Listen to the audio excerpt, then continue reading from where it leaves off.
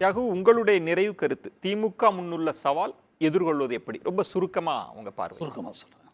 அதாவது மொத்தத்தில் திராவிட முன்னேற்றக் கழகம் சமூக நீதி களத்தில் சேமநல அரசுங்கிற முறையில் செய்ய வேண்டிய பணிகளில் மற்ற மாநிலங்களோடு ஒப்பிடும்போது இந்த ஆட்சியை பயன்படுத்தி கூடுதலாக சாதித்திருக்கிறார்கள் என்பதில் மாற்று கருத்தில்லை. அவை பாதுகாக்கப்படணும், நீடிக்கணும், அதில் ஒன்றும் சந்தேகமே இல்லை.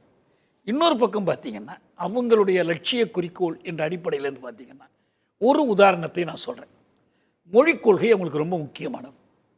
அரசமைப்பு சட்டத்தின் 17வது உறுப்பை 17வது பகுதியை எரித்து சிறை சென்றது திமுக. இப்போ வேறு பல களங்களில் இடஒதுக்கீட்டில் மண்டல் குழுவை ஆதரித்தது, பாதுகாத்தது, இன்றைக்கி இடஒதுக்கீட்டுக்காக நிற்கிறது, இதெல்லாம் ஒரு பக்கம். ஆனால் மொழித்துறையில் எடுத்துக்கிட்டிங்கன்னா இந்த அரசமைப்பு சட்டத்தினுடைய 17வது பகுதியில் ஒரு வார்த்தை கூட திருத்தம் இல்லை. 67 முதல் திமுகவோ திமுகவின் தொடர்ச்சியாக வந்த கட்சிகளோ ஆட்சியில் இருக்கிறாங்க. இந்திய அரசாங்கத்திலையும் அவங்க தொடர்ந்து பங்கேற்கிறாங்க. ஆனால் எந்த கட்டத்திலும் ஒரு 10 ஆண்டு காலம் தொடர்ச்சியாக கூட இந்திய அரசியல் இருந்தாங்க. அரசமைப்பு சட்டத்தில் திருத்தப்படாத ஒரு பகுதி 17. ஏன், என்ன காரணம் நான் நினைக்கிறேன்னா, பதவிக்கு வந்த பிறகு போராட்ட அரசியலை கைவிட்டு முழுக்க இந்த பதவி சார்ந்து இந்த சட்டத்துக்குட்பட்டு அப்படியே இந்த காரியங்களை செய்து கொள்ள முடியும் என்ற அந்த பார்வை அமைப்பை பின்தங்க வச்சிருக்கு. அந்த தன்னாய்வை திமுக இந்த 75வது ஆண்டில் தன்னைத்தானே பாராட்டிக் கொள்வதை மட்டும் செய்து கொண்டிராமல் ஒரு தன்னாய்வு செய்யணும். ஏன் மொழிக் கொள்கையில் நாம் தோற்றோம், ஏன் இந்தி திணிப்பை தடுத்து நிறுத்த நம்மால் முடியாமல் ஏன் போன 17வது பிரிவுன்றது இந்தி மொழி தொடர்பான இந்திய அரசமைப்பு சட்டத்தினுடைய 17வது பகுதி. அது இந்தி மொழி தொடர்பான இந்திய ஆட்சி மொழியாக்குவது, நீதிமன்றங்கள்ல ஆங்கிலம் தான் நீடிக்கணுங்கிறது, சமஸ்கிருதத்திற்கு தனி முக்கியத்துவம் கொடுக்கணும்.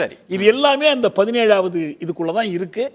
இதை எதிர்த்து தான் திமுக மாநாடுகள் நடத்தியது, இதை எதிர்த்து தான் நேருவின் வாக்குறுதி பெறப்பட்டது, இதை எதிர்த்து தான் தொடர்ந்து ஆட்சி மொழி மாநாடுகள் நடத்திட்டு வந்தாங்க. ஆனால் ஒரு அங்குலம் கூட அதுல நகர முடியல.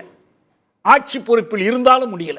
தன்னாய்வு செய்யணும், தன்னாய்வு செய்ய வேண்டிய. இரண்டாவது சொல்லிடுறேன் சுருக்கமா, ஒரு போராட்ட இயக்கமாக கழகத்தை எப்படி முன்கொண்டு செல்வது, இந்த ஆட்சியினால் ஏற்பட்டிருக்கிற சீரழிவுகளை எப்படி களைவது, ஜனநாயகம் பணநாயகமாக மாறுவதை எப்படி தடுத்து நிறுத்துவது, இது எல்லாத்தையும் அவங்க தன்னாய்வு செய்யணும். உங்க நிறைவுக்கு இப்போ ஒரு இந்தியா முழுக்க ஒரு கட்சியாக ஏன் திமுக மாறல அப்படின்னு சொல்லி ஒரு கேள்வியை கேட்டீங்க. இன்றைக்கு இந்தியா முழுக்க கோலோச்சி கொண்டிருப்பது எது அப்படின்னு பார்த்தீங்கன்னா திராவிட கொள்கைகள் தான். ஐ எம் எ ஜனுதரி பிராமின் என்று சொன்ன திரு ராகுல் காந்தி அவர்கள் இன்றைக்கு கேஸ்ட் சென்சஸ் எடுத்தாக வேண்டும், 50% இடஒதுக்கீட்டை உயர்த்த வேண்டும், 50% இடஒதுக்கீடு பத்தாது, அதற்கு அடிப்படை ஆதாரம் கேஸ்ட் சென்சஸ், இதை எடுத்தாக வேண்டும் அப்படின்னு சொல்லி இன்னைக்கு இந்தியா முழுக்க சுற்றுப்பயணம் சென்று கொண்டிருக்கிறார். என்ன காரணம்? அது ஒரு திராவிட கொள்கைகளில் திமுகவை இது பண்ணிச்சு. இன்னொரு முக்கியமான விஷயம் என்ன அப்படின்னா, நாம் என்னதான் திராவிட கொள்கை சமூக நீதி சித்தாந்தம்னு பேசிக்கொண்டிருந்தாலும் ஆட்சிக்கு அவற்றை நடைமுறைப்படுத்தி அதை வெற்றியாக்கிய பிறகுதான் அதை ரெப்ளிகேட் பண்றாங்க. அதை வெற்றிகரமாக சாதித்து காட்டியவர் யார் அப்படின்னா சமூக நீதி கண்ட சரித்திர நாயகன் திரு மு க ஸ்டாலின் அவர்கள். அது இலவச பஸ் பயண திட்டமாக இருக்கட்டும், மகளிருக்கு உரிமை தொகையாக இருக்கட்டும், காலை சிற்றுண்டி திட்டமாக இருக்கட்டும், தமிழ் புதல்வன் திட்டமாக இருக்கட்டும், புதுமை பெண் திட்டமாக இருக்கட்டும், இதை எல்லாத்தையும் இம்ப்ளிமெண்ட் பண்ணி சக்சஸ்ஃபுல்லா நடத்த முடிஞ்ச உடனே எல்லா இடத்துலையும் ரிப்ளிகேட் பண்றாங்க. இதுதான் திமுகவுடைய வெற்றி.